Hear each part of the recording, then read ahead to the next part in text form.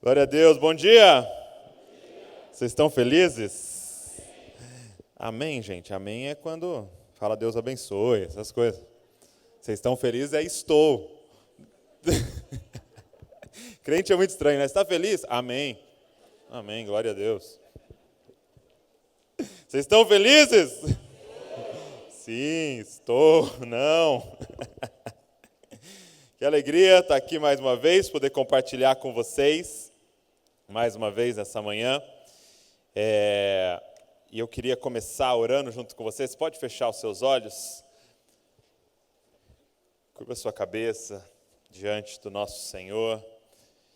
E eu queria que nesse momento você... a gente não tem como entrar na presença de Deus, porque nele nós existimos, nele nós nos movemos, nele nós vivemos. Então nós estamos sempre na presença de Deus. Mas tem como a gente estar consciente da presença dele. E eu queria que você agora trouxesse a consciência de que ele está aqui hoje. Sabe, eu quero que você esteja completamente consciente, porque o que eu vou compartilhar aqui não é algo carnal, não é algo almático, mas é algo espiritual. Algo precisa acontecer no mundo espiritual, algo precisa acontecer no nosso espírito hoje aqui. Então eu quero que você esteja totalmente consciente da presença dele. Começa a falar palavras que honrem a presença dele. Senhor, tu és bem-vindo neste lugar. Nós desejamos o Senhor aqui. Nós te desejamos. Tu és tudo para nós. Não tem nada aqui que brilhe mais do que o Senhor. Não tem nada aqui que importa mais do que o Senhor. Tu és o desejado das nações. Tu és o desejado da nossa alma. Tu és o amor da nossa vida. Tu és o nosso noivo aguardado, desejado. Tu és aquele que nós clamamos Maranata, ora vem, Senhor Jesus. Tu és o Alfa, o Ômega. O Senhor é quem começa todas as coisas e o Senhor é o fim de todas as coisas. Tu és a nossa porta, o nosso caminho. Tu és a verdade, Tu és a vida. Tu és tudo para nós, Pai. Então nós queremos colocar os nossos olhos fixos no Senhor hoje aqui nessa manhã, pedindo, Senhor, vem e toca nas nossas vidas. Pai, eu te peço por uma renovação de mente aqui nessa manhã. Nós não podemos entrar aqui e sair do mesmo jeito, porque o Senhor está aqui, Deus. Pai, não deixa nada, absolutamente nada tirar nossa atenção. Não deixa absolutamente nada ofuscar a Tua glória aqui nesse lugar, Pai. Pai, todo principado e potestade, Senhor, tudo aquilo que se levanta contra o conhecimento de Deus, que caia por terra no nome de Jesus, e que haja transformação através da Tua palavra, Pai. Senhor, nós nos submetemos ao Senhor. Espírito Santo, Tu tens liberdade nesse lugar. Você pode dizer isso comigo? Espírito Santo, Tu tens liberdade nesse lugar. Faz o que o Senhor quiser aqui. Fala o que o Senhor quiser. Mexe no que o Senhor quiser. Tu és como um vento. Nós não sabemos de onde vem, para onde vai. Mas sopra aqui nesse lugar e coloca tudo no lugar, Pai. Nós te honramos. Nós te adoramos. Nós nos submetemos ao Senhor aqui no nome de Jesus. Amém e amém. Eu quero compartilhar com vocês nessa manhã 5 conselhos. Vamos ver se eu consigo falar os 5, se dá tempo. Mas eu queria deixar para você 5 conselhos sobre casamento e família que eu aprendi nessa caminhada, não só do meu casamento, porque tem muitas pessoas aqui que têm mais anos de casamento do que eu, mas dessa jornada ministerial de aconselhamento, de pastoreio. E eu queria deixar esses conselhos para vocês. Se você estiver anotando, você faz muito bem, para que você não esqueça e para que você possa meditar e colocar em prática o que eu vou falar para você. O primeiro conselho que eu quero te dar, abre comigo em Provérbios, capítulo 24. Provérbios, capítulo número 24.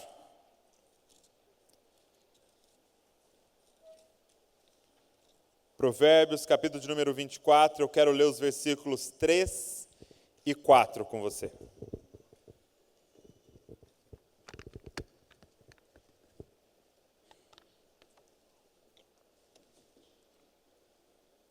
Provérbios 24, vamos ler o versículo 3 e 4. Quem achou, diga, eu amo a Bíblia. Quem não achou, diga, eu também. Provérbios 24, versículos 3 e 4. Olha que interessante o que o sábio vai dizer para nós. Com sabedoria se constrói a casa, e com discernimento se consolida. Pelo conhecimento, os seus cômodos se enchem do que é precioso e agradável. Primeiro conselho que eu quero te dar sobre casamento e família é: você precisa aprender sobre casamento e família. Você precisa aprender sobre casamento e família. Quando a gente olha para casamento e família e se pergunta o que é que sustenta um casamento, o que é que sustenta uma família, o que é que, se faltar, destrói um casamento ou destrói uma família. E geralmente a gente é rápido em responder que é o amor, que é a paixão, que é a sexualidade, mas o que o autor de Provérbios vai dizer para nós é o seguinte: com sabedoria se constrói. Quando ele usa aqui a casa, ele está falando sobre um lar, ele está falando sobre uma família. Com sabedoria se constrói uma família.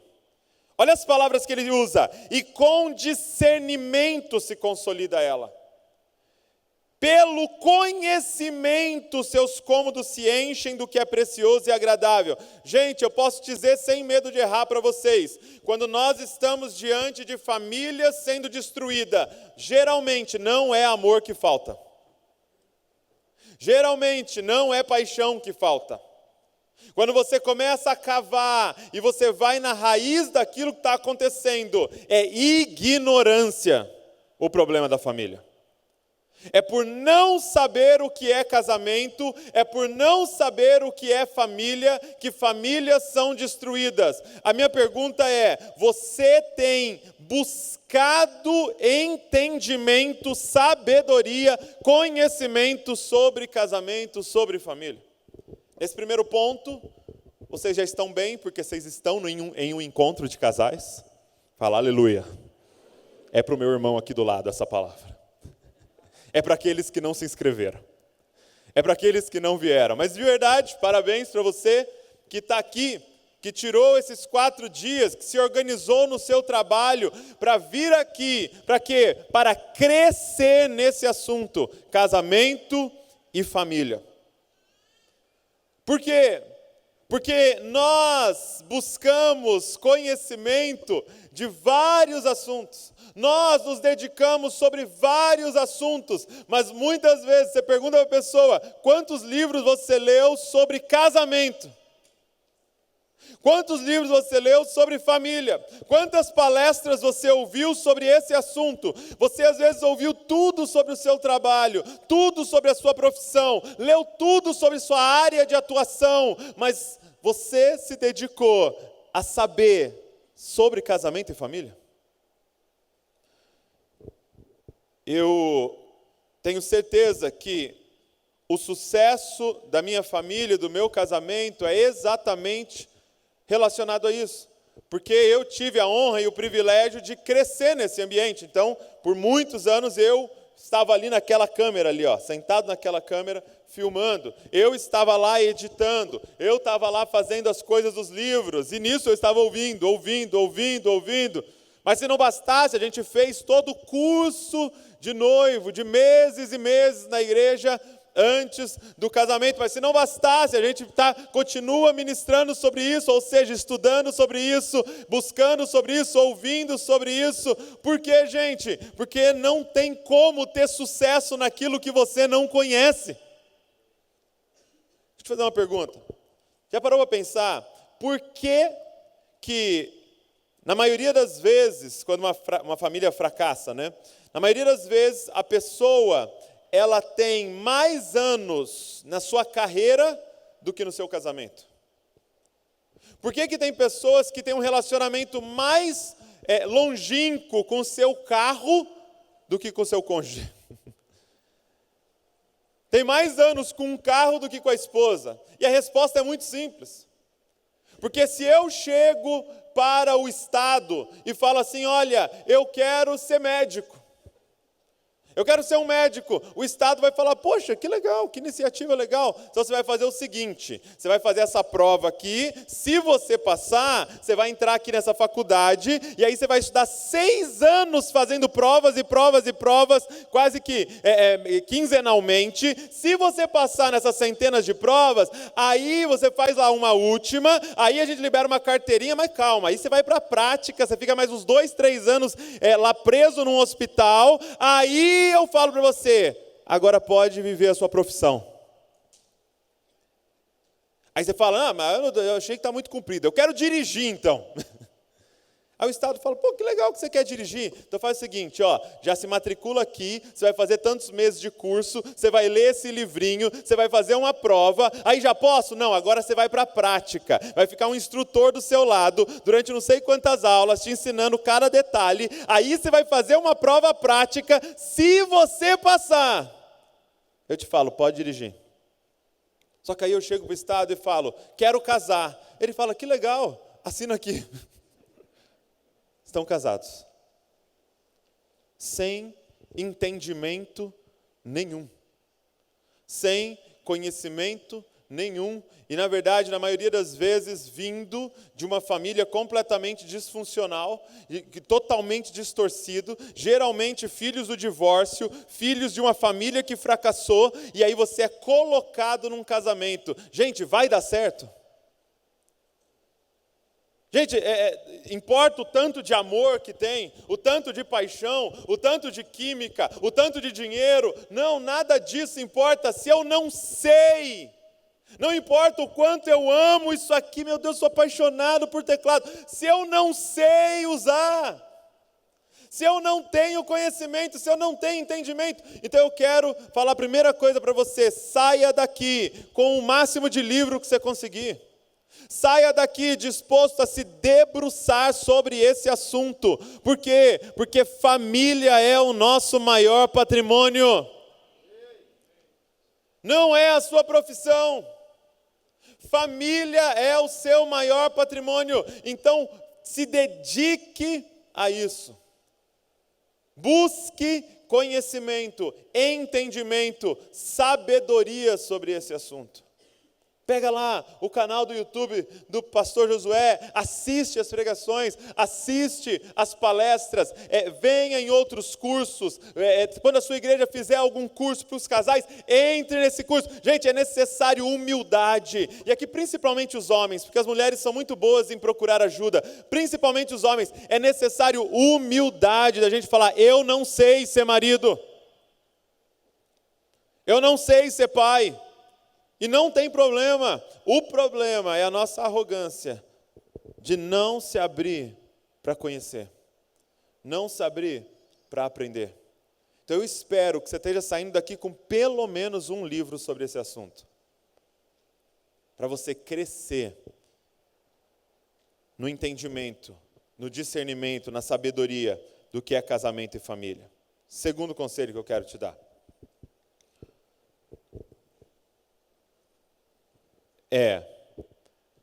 Coisa mais importante que tem acontecido na minha vida é conhecer profundamente a minha esposa. Anota aí, conheça profundamente o seu cônjuge, o seu marido e a sua esposa. Interessante que a Bíblia usa muito essa palavra conhecer, né? E até muitas vezes é uma referência ao sexo, quando fala que Adão conheceu a Eva. Por quê? Porque ele usa a palavra conhecer como nível máximo de intimidade. O que eu quero dizer para você você precisa se aprofundar, não só no assunto casamento e família, mas no assunto Valéria, no assunto Douglas, no assunto essa pessoa que está com você. Eu tenho um amigo o Jonatas, né? O Johnny, e ele se formou em medicina lá em Bragança Paulista, né? Lá tem uma universidade, a Universidade de São Francisco, e ele é de São Bernardo, mas ele se formou em Bragança, então nós ficamos muito amigos, porque ele era lá da igreja. E depois que ele se formou, ele fez uma especialidade, né? Ele se especializou em médico da família, né? Medicina da família. E eu achei isso muito interessante. Aí um dia eu estava conversando com ele e falei, que legal, né? Mas como é que funciona? O que é essa especialidade, né? Um médico da família, né? O que um médico da família faz? Ele falou assim, que, por exemplo, um cardiologista, no que ele vai se especializar? No seu coração. Então, ele vai estudar coração. Ele vai estudar tudo sobre esse sistema. Ele vai buscar todo o conhecimento nesse sistema para que ele possa saber o que fazer com o seu coração. Aí ele falou, um ortopedista vai estudar o quê? Sobre, né, os ossos e os ligamentos e tal. E ele vai estudar tudo sobre esse sistema para que quando você vá lá, ele seja especializado em joelho, em calcanhar, em pé e tal, para ele poder te servir. Aí um neurologista vai estudar o quê, gente? O cérebro. E ele vai estudar tudo sobre esse assunto, para que quando você vá lá, ele saiba tudo sobre esse pedaço aqui do seu corpo, para ele poder te servir. Ele falou, um médico da família vai ser especializado em Douglas. O que o médico da família estuda? Uma pessoa. Então ele não é um especialista em cérebro, não é um especialista em joelho, ele não é um especialista em coração, ele é um especialista em você.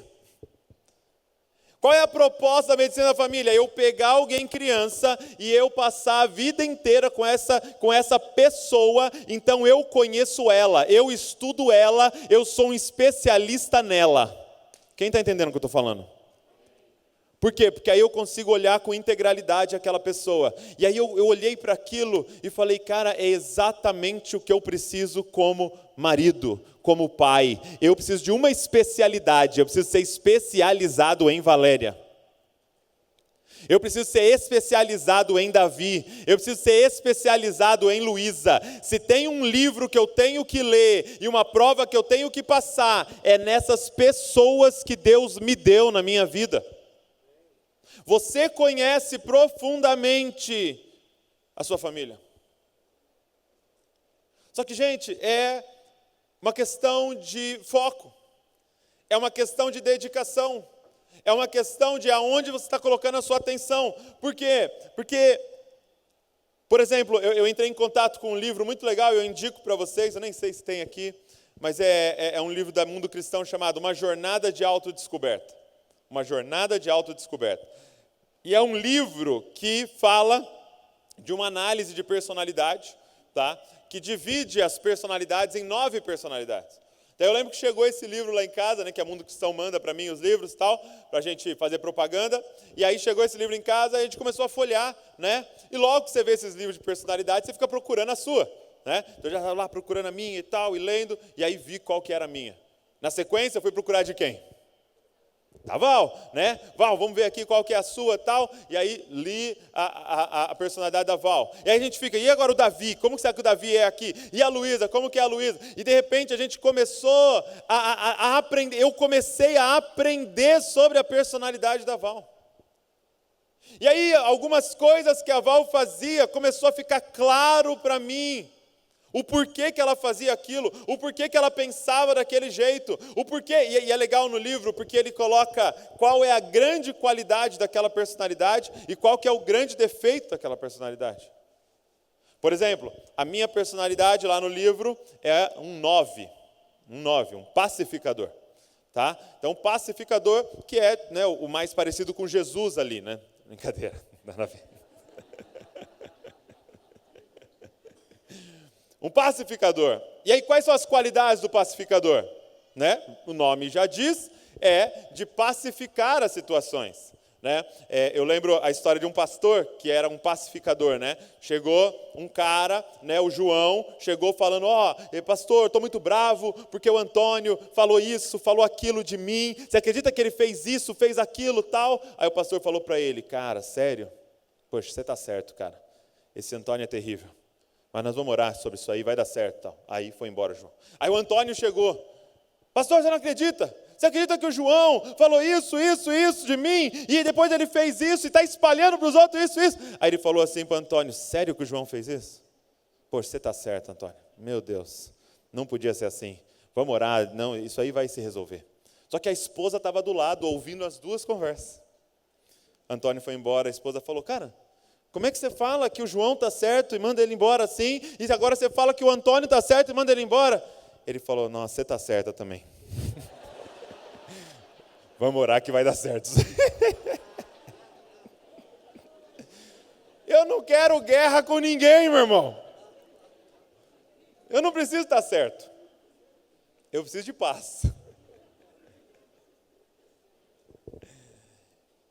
E foi muito interessante lendo esse livro, porque o que eu percebi? Que essa minha personalidade, ela é transvestida de santidade. Ela é transvestida de gentileza. Por que eu digo transvestida? Porque eu não estou em busca da paz, porque é um mandamento de Deus. Eu estou em busca da paz por causa do meu egoísmo e preguiça de entrar em contato com sentimentos negativos. Então, quantas vezes eu não falei a verdade para alguém que precisava ouvir a verdade e ser transformado, porque eu não queria me indispor com aquela pessoa. E eu pequei buscando paz. Quando eu comecei a ler aquilo, e a Val começou a ler aquilo, ela começou a entender o meu coração, entender as minhas falhas, entender o meu pecado. Quando eu comecei a ler da personalidade da Val, eu comecei a entender o coração dela, o porquê ela tomava certas decisões, e os defeitos dela e as qualidades dela, e eu comecei a conhecer verdadeiramente a minha esposa. Não só a personalidade, mas os dons e habilidades. Quais são os dons da sua esposa? Quais são os dons do seu marido? Você saberia falar quais são as habilidades dadas por Deus para o seu cônjuge? Por quê? Porque é nossa responsabilidade desenvolver essa pessoa que está no nosso lado. Sabe, eu queria que você saísse daqui com um compromisso. O compromisso de gastar a sua vida fazendo essa pessoa ser tudo que ela tem que ser em Deus. Tudo. Gente, o meu maior compromisso na minha vida é que a Val seja tudo que ela tem que ser em Deus. Eu sou o cara que vai ficar o tempo inteiro tirando a Val da zona de conforto dela. Tirando a Val de algum comodismo, de algum lugar que ela vai estagnar. Eu sou o cara que tem que ficar ali. Não, você pode mais, você vai além. Por quê? Porque é minha responsabilidade. Deus me colocou ao lado dela para quê, gente? Para que ela possa se desenvolver. E é responsabilidade dela que eu me desenvolva. Quantas vezes a Val falou, cara, que legal essa pregação aí, mas você podia ter estudado mais. Todo mundo falou, nossa, foi muito abençoado, mas ela sabe que eu podia mais. Você tem uma Val em casa? E que nós todos sejamos assim, comprometidos com o desenvolvimento do outro. Eu sei que você pode mais, eu sei que você pode além, eu sou o seu maior intercessor, eu sou o seu maior torcedor e eu sou o seu maior coaching aqui do seu lado. Vai! Você conhece seu cônjuge? Você conhece ele? Você sabe quais são os dons e habilidades dessa pessoa que está do seu lado? Eu quero que você saia daqui comprometido de ser uma plataforma de lançamento para essa pessoa. Cara. Marido, deixa eu falar de forma específica com os maridos.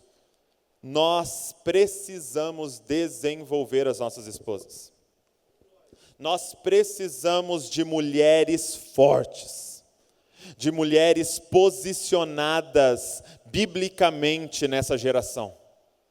Nós estamos agora com essa ideologia do feminismo vindo de forma muito forte. E toda a mensagem é que ela está empoderando as mulheres. Gente, o verdadeiro empoderamento feminino é quando o Espírito Santo toma uma mulher e ela é tudo que Deus desenhou ela para ser. Só que é nossa responsabilidade ao lado delas dar todas as condições para que elas se desenvolvam ao máximo naquilo que Deus tem para elas. Só que a gente tem que ser médicos da família, especializados no outro, dedicados ao outro. E isso vale para os filhos. Quem é o Davi? Quem é a Luísa?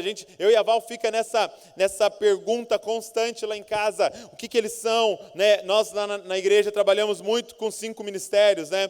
Então a gente fica, cara, Davi é mais pastoral? Será que a Luísa é mais profética? Será que é uma parada mais mestral? Para que eu possa dedicar a minha vida desenvolvendo eles naquilo que eles são, em Deus. Para que nós possamos ser apostólicos, sabe? Chegar no fim e enviar esses meninos para fazer um estrago em algum lugar no planeta. Cara, você precisa se comprometer com o crescimento da sua família.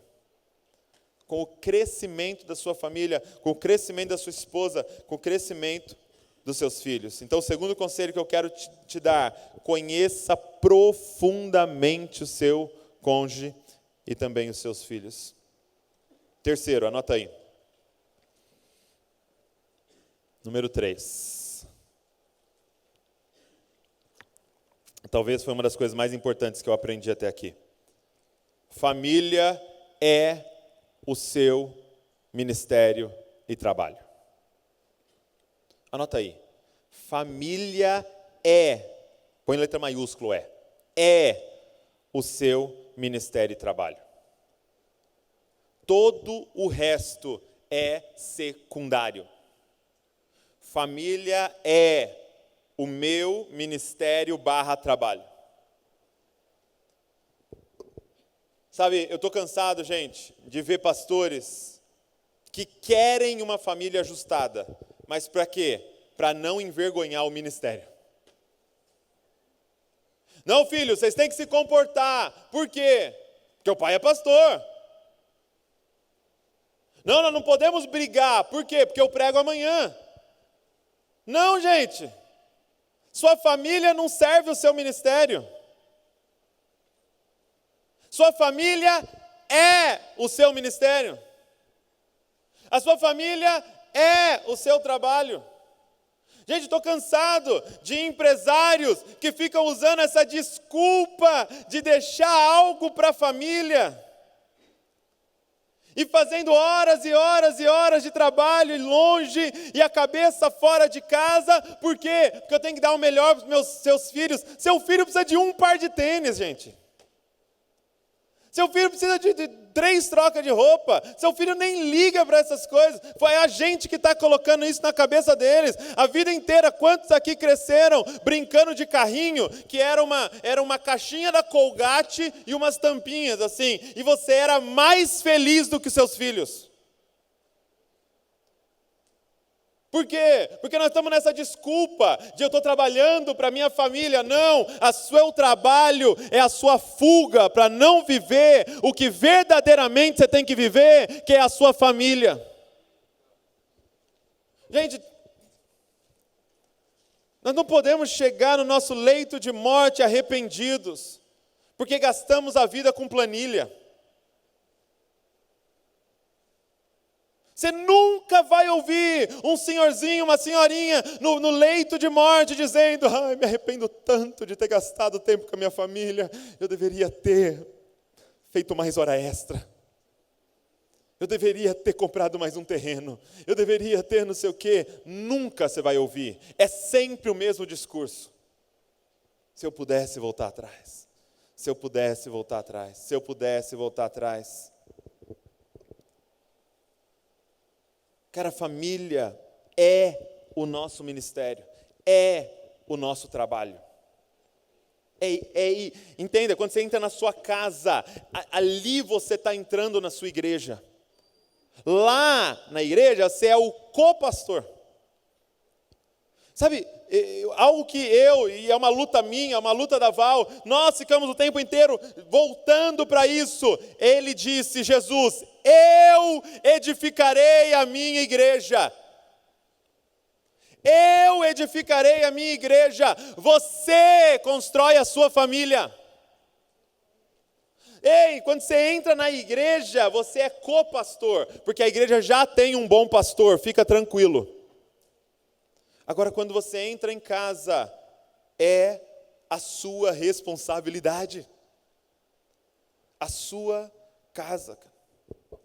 Sabe, eu gosto muito de Marcos, capítulo número 5, quando Jesus ele vai para uma cidade chamada Gadara, né?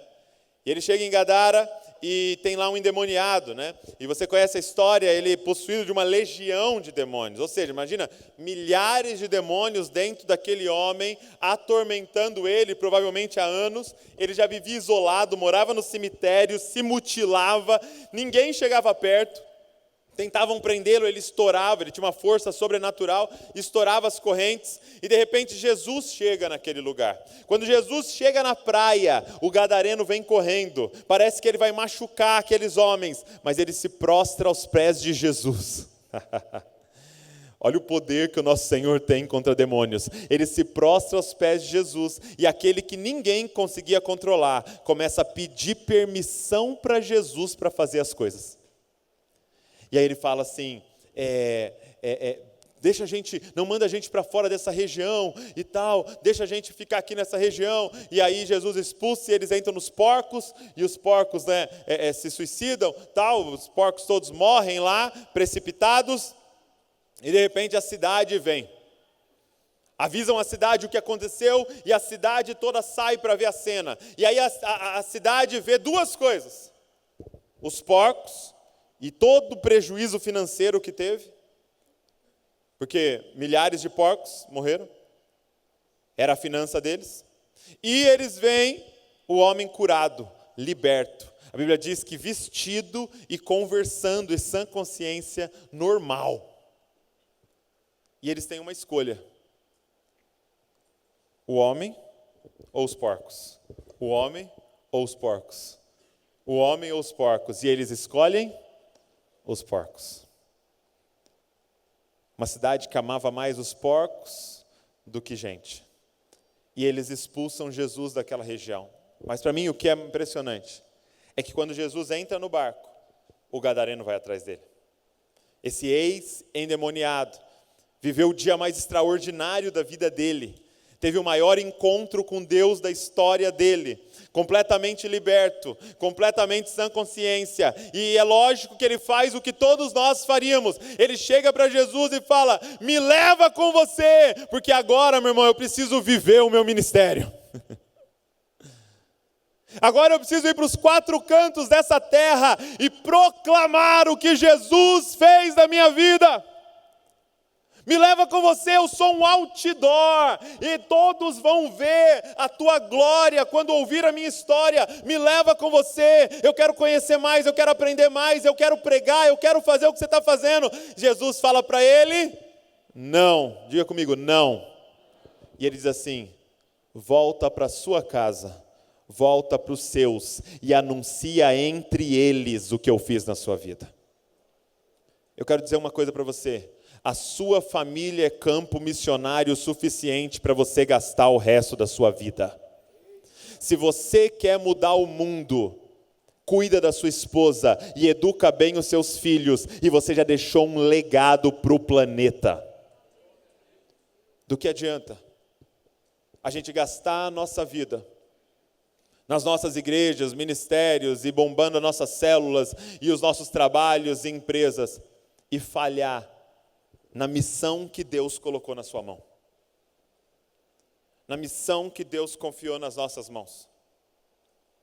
Posso te falar, cara, diminui o salário, diminui as entradas, diminui o avanço da igreja, mas volta para sua casa e renova a sua mente. Você não vai sair daqui pensando assim do jeito que eu estou falando, porque é muitos anos que você está com isso invertido na sua cabeça. Mas renova a sua mente dia após dia. Isso aqui, a minha família é o meu ministério, é o meu trabalho. Eu trabalho das 8 às 5 de forma secundária. Isso aqui é só realmente para que eu possa sustentar o que de verdade é o meu trabalho e a minha missão. A minha família. Quem está entendendo o que eu estou falando aqui? Pedro vai dizer o seguinte, 1 Pedro 3,7, anota aí, 1 Pedro 3,7. Ele diz assim, e aí ele vai pegar com os maridos aqui. Porque isso realmente acaba sendo um problema maior dos maridos. 1 Pedro 3,7. Maridos, vocês igualmente vivam a vida comum do lar, com discernimento, dando honra à esposa, por ser a parte mais frágil e por ser co-herdeira da mesma graça de vida. Agindo assim, as orações de vocês não serão interrompidas. Presta atenção no que Pedro está falando. Maridos, vocês igualmente vivam a vida comum do lar. Ah, não, eu vivo a vida comum. Olha o que Pedro está falando. Com discernimento. Ou seja, é empenhando as suas faculdades mentais em relação ao seu lar. É dedicado ao seu lar. Qual é o plano que você tem para o seu lar?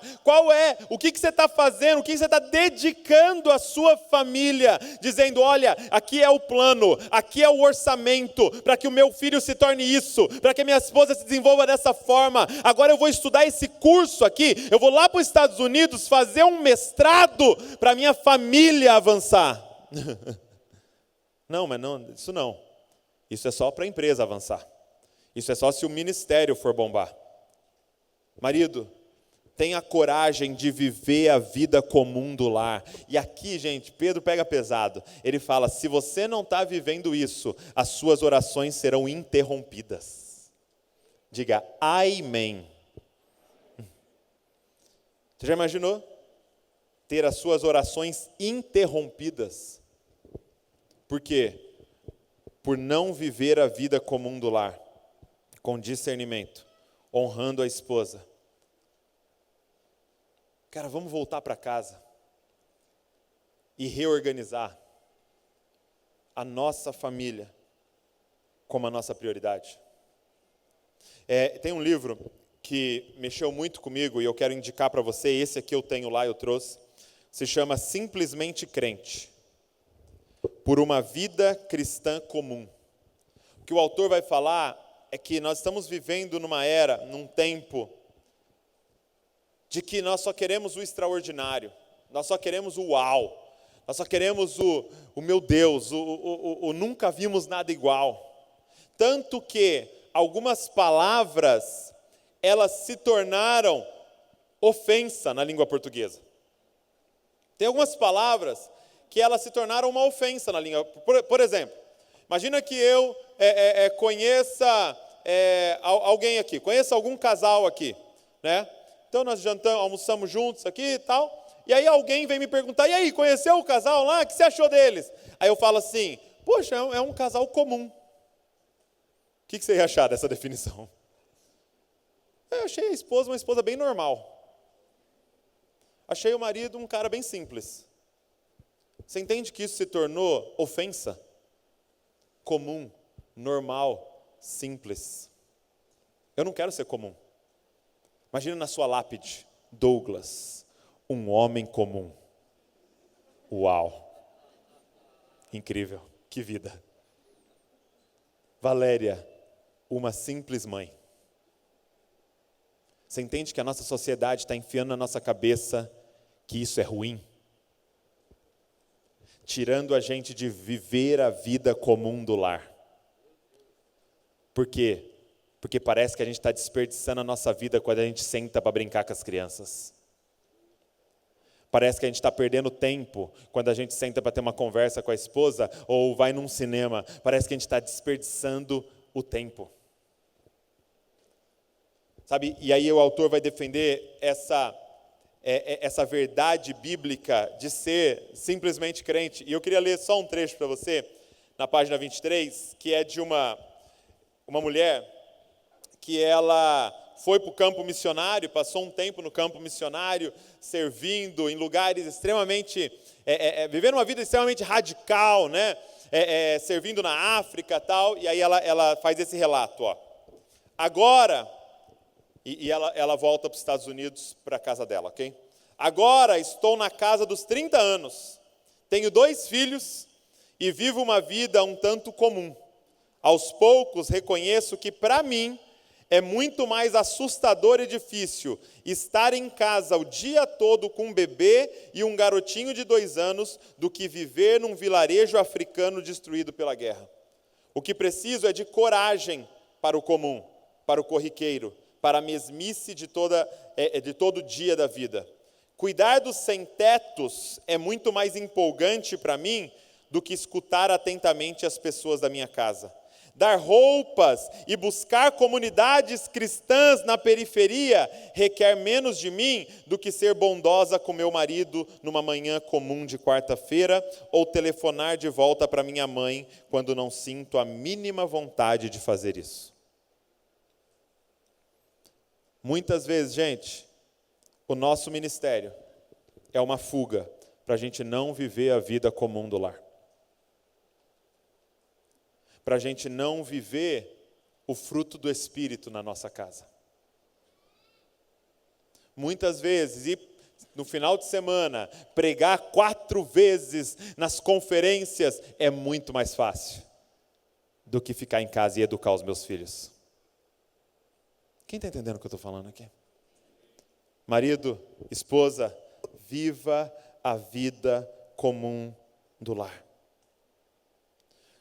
Jesus vai dizer que muitos vão chegar diante dele naquele grande dia, dizendo, deixe-me entrar, e ele vai falar, não.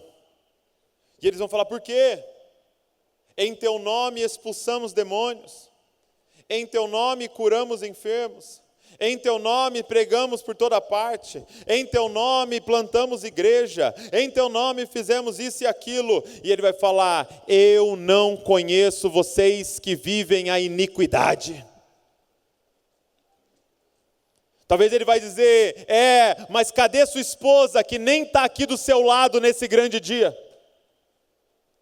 Cadê os seus filhos que estão todos condenados? Não está ninguém aqui. Do que adianta o tanto de demônio que você expulsou para o tanto de demônio que tinha nos seus filhos?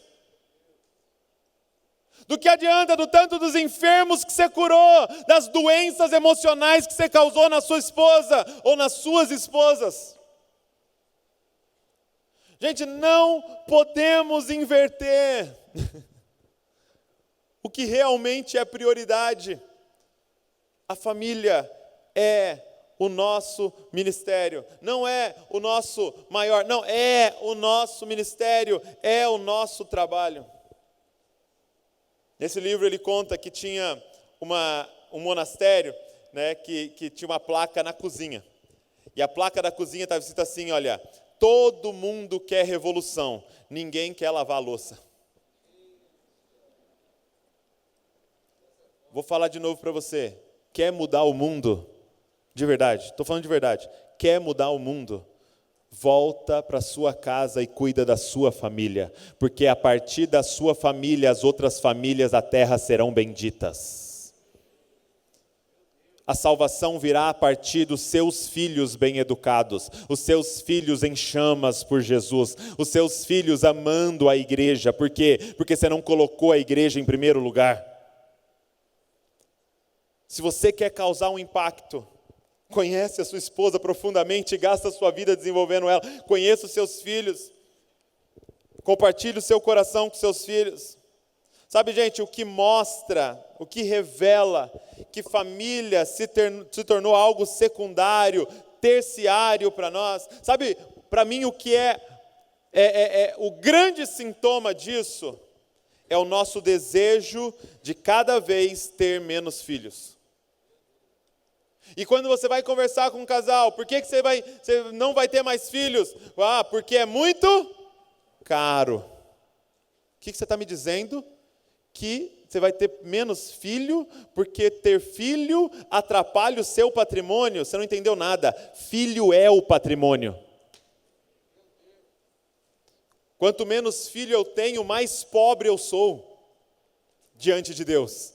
Porque para Deus, o que é que tem de mais valor no planeta? Não é ouro, não é terreno, não é empresa, não é Bitcoin. Para Deus, o que tem mais valor no planeta se chama seres humanos. Quanto do tesouro de Deus tem na sua casa? Quem está entendendo o que eu estou falando aqui, cara? Eu já vi pessoas falando, eu não vou ter mais filho, porque está tão corrido o ministério que não dá para ter mais filho. Então você entende que isso é sintomático de que estão nos ensinando a colocar a família como um estorvo do que realmente importa. O meu trabalho e o meu ministério. Mas você vai sair daqui com uma coisa no seu coração: a sua família é o seu ministério. A sua família é o seu trabalho. Eu e a Val temos 2 filhos e a gente tinha decidido, parar, fechar a fábrica, 2, um menino e uma menina, já tem um casal, tal, beleza, E aí um dia um cara estava conversando comigo, um amigo, ele falou assim: nossa, foi um pastor lá na igreja, E aí ele estava pregando assim, aí ele falou assim para a igreja: vocês aqui são servos de Mamon. Imagina. Aí a igreja regalou o olho assim, E o pessoal: não somos servos de Mamon, não. São servos de Mamon. Servo de Mamon aqui. Aí eles: não, imagina, a gente não é servo de Mamon, não. Aí ele falou assim: então deixa eu fazer uma pergunta. Para quem você perguntou quantos filhos você deveria ter? Para Deus ou para sua conta bancária? Quando eu ouvi aquilo, eu falei: não deveria ter tido essa conversa aqui. E aí eu e a Val tivemos a coragem de perguntar para Deus.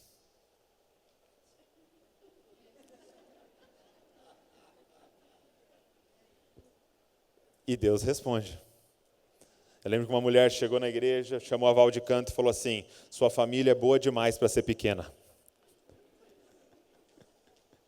E a gente falou: ok, Deus, seja feita a tua vontade.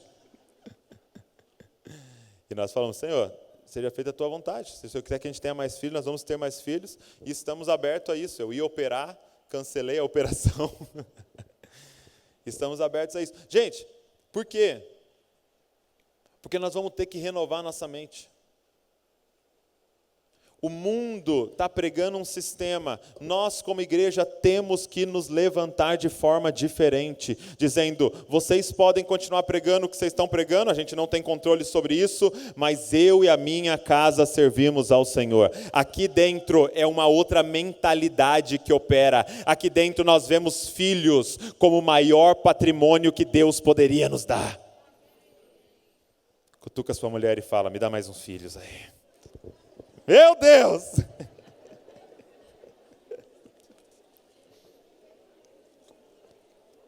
Não é você que vai parir, né? Por isso que é bom, ser pregador homem. Tenha mais filhos, mulheres.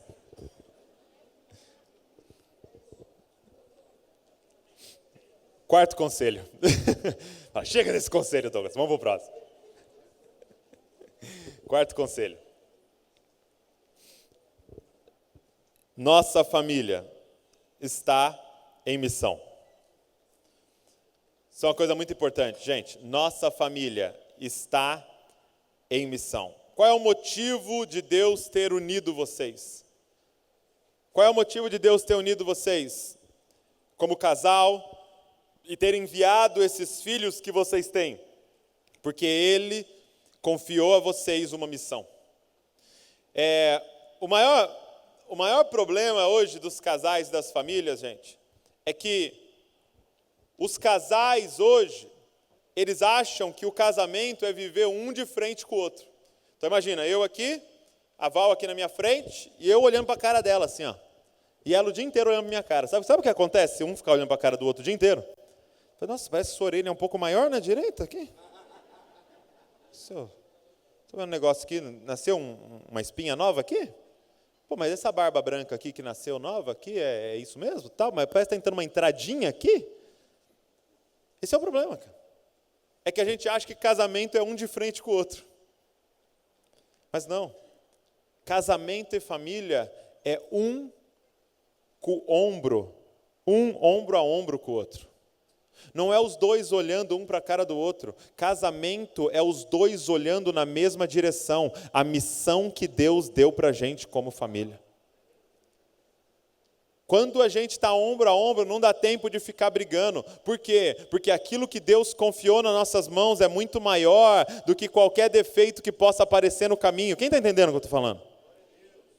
Você precisa envolver a sua família na missão de Deus. Eu e a Val viemos falando isso com as crianças, né, no carro, e algo que a Val ouviu recentemente, que mexeu muito com a gente, nós precisamos, as crianças, a Luísa e o Davi precisam entender que não é o pai e a mãe que está vindo aqui cumprir uma missão, é nossa família que está cumprindo uma missão.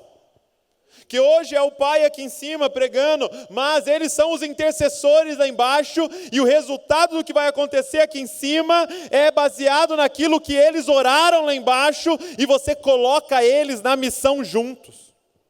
Não é o pai e a mãe tem que ir para a igreja, não, é nós edificamos a igreja. Aquela é a nossa igreja, aquela é a nossa responsabilidade, aquela é a nossa missão. Gente, em Gênesis 2, em Gênesis 1, assim que Deus cria o homem e a mulher, Ele junta os dois. Sabe qual é a primeira coisa que Ele faz? Missão. E criou Deus o homem e a mulher. Então ali os dois, a primeira coisa já é um mandato. Ei, multipliquem-se, encham a terra. Olha Deus falando de novo, meu Deus. É muito forte. Multipliquem-se, encham a terra, domine sobre ela. Do que ele estava falando? Qual é a missão da família? Espalhar a imagem de Deus por toda a terra. Qual é a missão da sua família? A missão da sua família é espalhar o conhecimento de Deus por toda a terra. Qual é a missão da sua família? É revelar o céu na terra. Sabe o que é a sua casa, gente? A sua casa é uma embaixada do reino de Deus. Já viu esse conceito da embaixada, como é interessante? Tem a embaixada dos Estados Unidos lá em São Paulo, né? A embaixada americana em São Paulo é o seguinte: quando você pisa do portão para dentro, você sabia que é como se você estivesse em território americano? Sabe quais são as leis dentro daquele terreno? São as leis dos Estados Unidos. Mas está em São Paulo, mas é uma embaixada. Sabe como eles se vestem lá dentro? Com roupa de americano. Sabe aquelas calças com um monte de bolso assim? Não sei que o americano gosta de tanto bolso, assim, acho que ele tira uns canivetes, né? Tira umas coisas. Sabe qual comida que eles comem lá dentro? Eu li que eles trazem comida dos Estados Unidos para que ali dentro eles comam comida americana. Por quê? Porque ali é uma embaixada. Sabe qual é a língua que eles falam lá dentro? Inglês. Porque aquele território é um território americano em solo brasileiro. O que eu quero falar para você é que você e a sua casa são uma embaixada do reino de Deus. A sua casa é o assim na terra como no céu. Quando pisarem dentro da sua casa, eles podem estar em Bragança Paulista, mas eles estão pisando num terreno celestial no meio da cidade. Sabe qual é a língua que fala ali dentro? Não é simplesmente português, é a língua do reino de Deus, cara. É a língua do amor, é a língua do céu que é falado. Sabe quais são os costumes ali dentro? Não importa o que está acontecendo lá fora, não importa que é Babilônia ali fora. Quando você pisa dentro da casa, é uma embaixada do reino de Deus. E vai ficando claro aqueles que servem ao Senhor e aqueles que não servem. A missão da sua família é espalhar o conhecimento de Deus por toda a terra. A sua cidade depende da sua família. Não depende do prefeito. Desculpa, você está preocupadão em quem você vai votar no ano que vem? A nação brasileira depende das embaixadas do reino de Deus que estão aqui nesse país. Você quer mudar a nação? Ah, meu irmão, cuida da sua família. e faz da sua casa um pedaço do céu no meio da sua cidade. Pessoas vão entrar na sua casa e serão curadas. Pessoas vão pisar na sua casa e serão libertas. Pessoas vão entrar dentro da sua casa e serão salvas, apenas de olhar a forma que vocês vivem. Eu lembro uma vez que eu estava com um outro pregador num evento, e ele contando que ele morava em Fortaleza, e ele foi num cabeleireiro, ia conversar com a dona do salão lá, né? E aí a dona estava atendendo uma mulher, e ela falou, senta aí na recepção, espera um pouco, tal. Ele sentou na recepção, e ela lá cortando o cabelo da mulher, tal. E aí a mulher falou assim, você é crente, né? Para a cabeleireira, né? Aí a cabeleireira, sou crente, tal. Ela, que legal, estou pensando em virar crente. O pessoal está se auto-evangelizando assim já, né? Aqui, vou me batizar aqui, sozinha. Ela é mesmo, por quê? Ela é porque eu moro num condomínio, né, tal, e mudou uma família lá do lado. E mudou essa família lá do lado, e essa família, meu vizinho agora, eles falam inglês o dia inteiro. Só que eu entendo inglês. E eu comecei a ouvir eles conversando. Eu estou assim assustado, eles ficam o dia inteiro assim, eu te amo, não, eu te amo mais, poxa, me perdoa, eu falei errado e tal, e aí eles declaram o amor, aí eles pedem perdão, e aí eles falam da palavra um para o outro, e eu nunca vi eles levantar a voz, eu nunca vi eles brigar, e eles só falam isso o dia inteiro. Só que faz meses já que eles estão do lado, e eu descobri que são pastores, eu estou pensando em virar crente. Aí o menino não aguentou. O menino levantou e falou assim, por acaso, o seu vizinho chama Abe Uber? Ela, é isso mesmo, esse é o nome dele. E aquela mulher se entregou para Jesus, bisbilhotando o vizinho. Porque uma embaixada do reino de Deus mudou para o lado da casa dela. Cara, na sua família tem uma missão. Vocês aqui são os responsáveis de mudar o Brasil. Quando foi lido aqui, estado por estado, você tem a responsabilidade dessa nação. Como Douglas, cuidando da sua família. O seu principal trabalho e o seu principal ministério. Fica de pé no seu lugar.